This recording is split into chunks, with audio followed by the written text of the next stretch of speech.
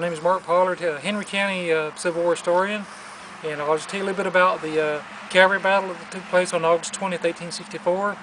And that is what Nash Farm is recognized as a historical area because of the cavalry breakthrough. And I'll tell you a little bit about it. On August 18th, 1864, General Sherman wanted to break the last supply line that fed the city of Atlanta, which was the Macon and Western Railroad south of Atlanta.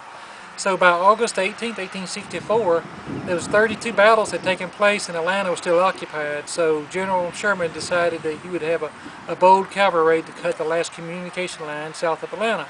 So he sent General Judson Kilpatrick and 5,000 cavalrymen on a raid. August 18th, 1864, they left Sandtown and they went to made a circuit towards Fairburn, and from Fairburn to Jonesboro. From Jonesboro, they ended up in Lovejoy. So in the morning of August 20th, 1864, they were breaking up the train tracks at Lovejoy when they were surrounded.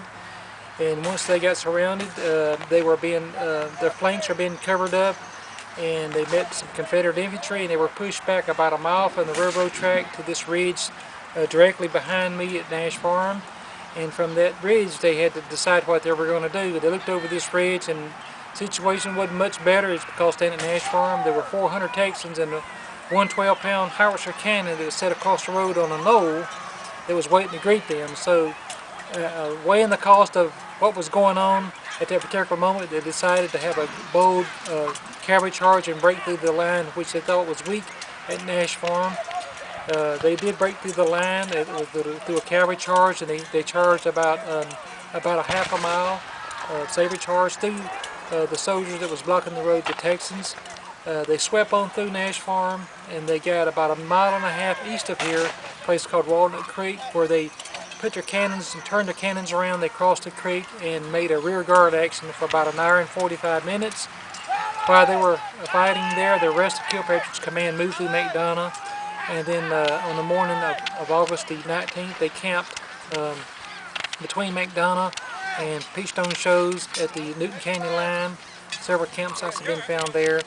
And then on the morning of the 21st, they made their round about back to Sherman's headquarters, where they told General Sherman they had done enough damage to the railroad track to stop supplies coming into Atlanta for at least another month, when really no more than sooner he got the words out of his mouth, Sherman could hear trains coming in, and so he decided at that point that his cavalry could not and would not cut supply lines. So he sent his infantry in, mass force, 7 Army Corps to Jonesboro.